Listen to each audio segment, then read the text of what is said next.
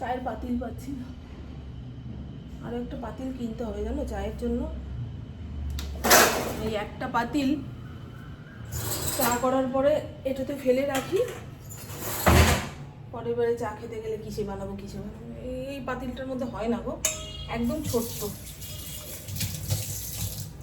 প্রভু খাবে না চা, প্রভুর সকালে খালি পেটে চা খেলে একটু অসুবিধা হচ্ছে। বুঝলেন, এই পাতিলটা না ভালো করে বসেও না, ঢকর ঢকর করছে।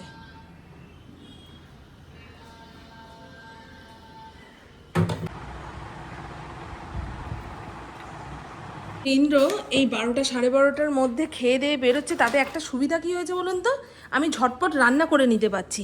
আর রান্না হয়ে গেল মানে সংসারের 90% কাজ শেষ, তাই না? এগুলো সব ব্লিঙ্কিট থেকে আনিয়েছি। ইন্দ্রর এখন সময় হচ্ছে না বাজার দোকান করার। জেকে পোস্ত, এই পোস্তটা নাকি খুব ভালো। আর দেখুন, এই সর্ষে পোস্ত বাটা দিয়ে ঢ্যাঁড়স চচ্চড়ি করব। আমি না ঢ্যাঁড়স কাটলে মাঝখানে ফালা দিই, নাহলে ভেতরে পোকা পোকা থাকলে মুশকিল হয়ে যাবে। আমাদের এমনি লুজ কিনে আনে পোস্ত, এটা খেয়ে দেখি। আর এই তো ঢ্যাঁড়স চচ্চড়ি বানানোর জন্য কড়াইয়ের মধ্যে অল্প একটু তেল দিয়েছি, ফোড়ন দেব কালো জিরে। আপনারাও বলবেন হ্যাঁ ঢ্যাঁড়স দিয়ে কে কি নতুন রকম রান্না করে খান, সেটা বললে আমিও আমার ঘরের লোকের জন্য বানাবো। এখানে আলুও লম্বা লম্বা করে কেটে নিয়েছি, আর ঢ্যাঁড়স তো দেখালাম কেটে একটা ফালা দিয়ে নিয়েছি পোকা থাকলে যাতে দেখতে পাই। ফোড়নটা একটু চড়বড় করে আসলে আলু ঢ্যাঁড়স দিয়ে দেবো। এখন কিন্তু লবণ দেবো না, এই তেলের মধ্যে ঢ্যাঁড়স পড়ার সঙ্গে সঙ্গে যদি লবণ দিই হড়হড়ে হয়ে যাবে। আর অল্প একটু পোস্ত বাটবো তো, তাই মিক্সিতে বাটলাম না, এই শিলনোড়ায় বেটে নিয়েছি। শিলনোড়ায় বাটা পোস্ত দিয়ে যে কোনো রান্না করে খেয়ে দেখবেন দারুণ স্বাদ হয়। এই রবাটের ওপরে শিলনোড়াটা পেতেছিলাম যাতে সামনের দিকে এগিয়ে না যায়। তা বাটাবুটি হয়ে যাওয়ার পরে শিলনোড়া ধুয়ে এক জায়গায় রাখলাম। আমার ঠাকুমা বলে শিল আর নোড়া হলো মা সন্তান, এদেরকে আলাদা করে রাখতে নেই। এদেরকে আলাদা করা মানে মায়ের বুক থেকে সন্তানকে সরিয়ে নেওয়া। আর এগুলোকে যদি ধুয়ে না রাখি শিলনোড়া যত জ্বলবে তত সন্তানের জন্য মায়ের বুক জ্বলবে। ওই জন্য আগে ভাগে ধুয়ে জায়গা মতো রাখলাম। আর তো দেখলেন ঢ্যাঁড়সটা ওই তেলের মধ্যে দেওয়ার সময় লবণ দিইনি, হলুদ দিয়েছিলাম। একটুখানি মজে আসার পরে টমেটো আর চেরা কাঁচা লঙ্কা দিয়ে দিয়েছি। এখন এর গায়ে অল্প একটু লবণ ছিটিয়ে দেবো যাতে টমেটোটা মজে যায়।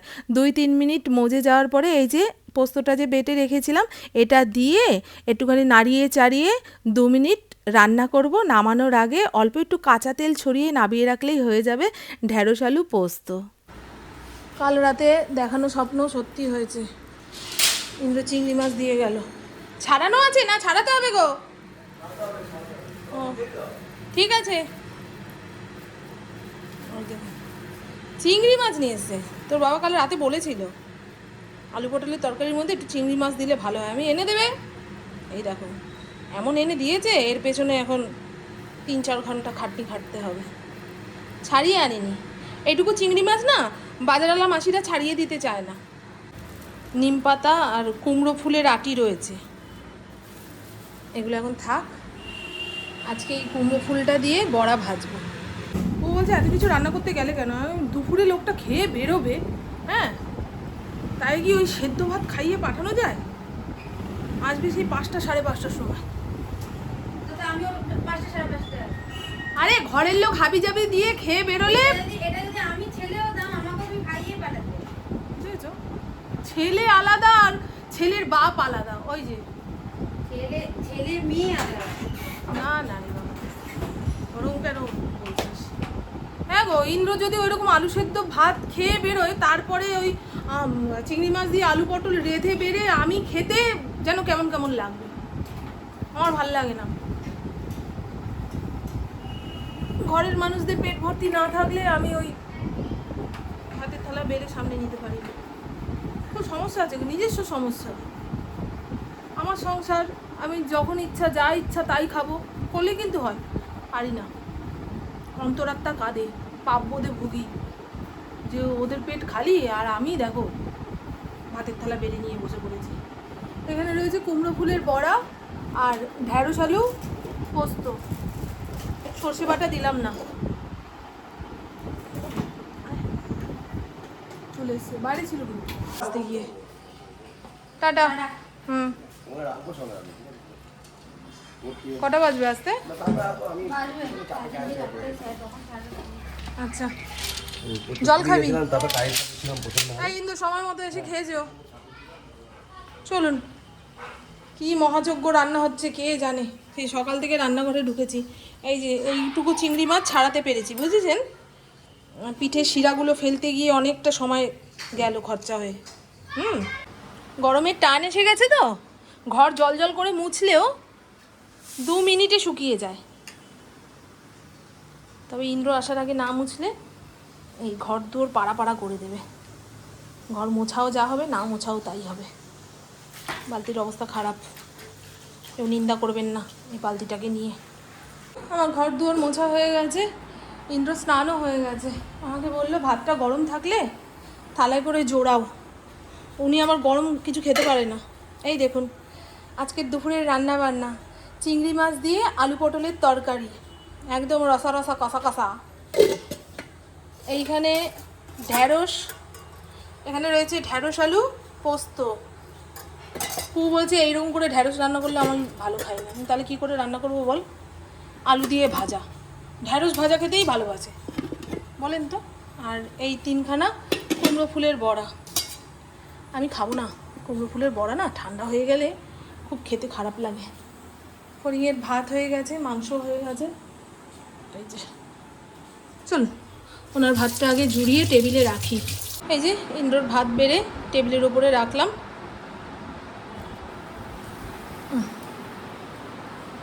আসুক। দুনিয়া তোমার মুখে। গুড মর্নিং, শুভ সকাল। আজ নেক্সট ডে, ঘড়ির কাঁটা 7:15 ঘরে। পুকুর কলেজ রয়েছে। কাল রাতের দিকে এত গরম লাগছিল, ওপরের ঘরের জানলা কপাট খুলে ঘুমিয়েছি। ঘর ঠান্ডা, দারুণ ঘুম হয়েছে। ভেবেছিলাম মশা ঢুকবে, এই সারা রাত মশা মারার তেলটা জ্বালিয়ে নিয়েছি, অতটা সমস্যা হয়নি। 8টার সময় বেরোবে মনে হয়। আয় বাবু, চা, ফোনটা নিয়ে যাই। 7:30টার অ্যালার্ম পড়লে আমার বাবুকে আবার ওখান থেকে উঠে এসে অ্যালার্ম বন্ধ করতে হবে। দারুণ ঘুমিয়েছি গো। এই হলো পুকুর টিফিন। পোহা, আলু পেঁয়াজ কাঁচা লঙ্কা তেলের মধ্যে একটু ভেজে নিয়ে ওই ভেজানো চিড়েটা নাড়িয়ে ছাড়িয়ে নাবালাম। আর পুরী থেকে আনা খাজা 2 ভাগে দিয়ে দিয়েছি, কলেজের বন্ধুদের দেবে। আর অল্প কটা রয়েছে, আর সৌমিতা বন্ধুকে দেবে। কালকে রাতে ঘুমটা যে কি ভালো হয়েছে, প্রভুকে জিজ্ঞাসা করলাম কিরে তোর ঘুম কেমন হয়েছে, বলে দারুণ দারুণ। আমরা কখনো জানলা কপাট খুলে রাতে ঘুমাই না, জানেন? ইন্দ্র জানলা কপাট খুলতে দেয় না রাতে। সারাদিন যেমন তেমন, রাতে সব বন্ধ করে ঘুমাও। পাখা চালাও, গরম লাগলে ওই যে মেশিন বসিয়ে দিয়েছি, মেশিন চালাও, তবু জানলা খুলবে না। ইন্দ্রর ঘরে কত বড় জানলা না, খোলে না তো, ভয় লাগে ওর। সাপ খুব পোকামাকড় নাকি ওই জানলা দিয়ে ঢুকে আমাদের খেয়ে চলে যাবে। সরো দেখি, টাটা বাবাই।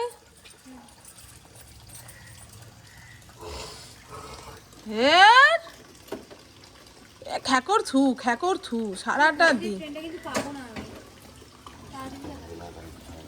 টাটা। আস্তে আস্তে আস্তে আস্তে আস্তে। পুপু ইন্দ্র বেরিয়ে যাওয়ার পরে ভেবেছিলাম দূর 8:30 তো বেজে গেছে, এখন আর হাঁটতে গিয়ে কি করব, আগামীকাল থেকে যাব। তা পুপু বেরোনোর সময় বলে গেল তোমাকে কাল কাল করে কালেই খেয়ে ফেলবে, যাও এক্ষুনি চলে যাও, রোদ্দুর ওঠেনি, অতটা কষ্ট হবে না।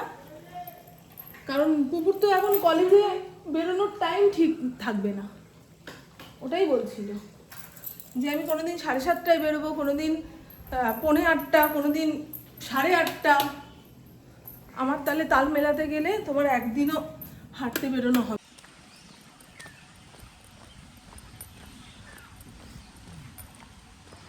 এখানে হাইট ওয়েট মাপার মেশিন বসেছে।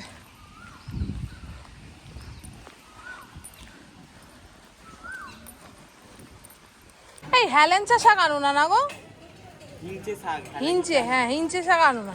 আমাদের কবে নেবে? কবে নেব? কত এটা? 20। দাও একটা প্যাকেট এটা। হেঁটে আসার পথে এক টুকরো কুমড়ো নিয়ে আসলাম। বাইরেটা পুরো অন্ধকার, ঘরের কিছু দেখা যাচ্ছে না লাইট না জ্বালালে। এবারে আশিপাশি কাজকর্মগুলো সারবো, সেরে স্নান ধান করে বৃহস্পতিবারের পুজো দিতে হবে। কাল রাতে ইন্দ্র বলে রেখেছে, মামুন পুজোটা দিয়ে দিও।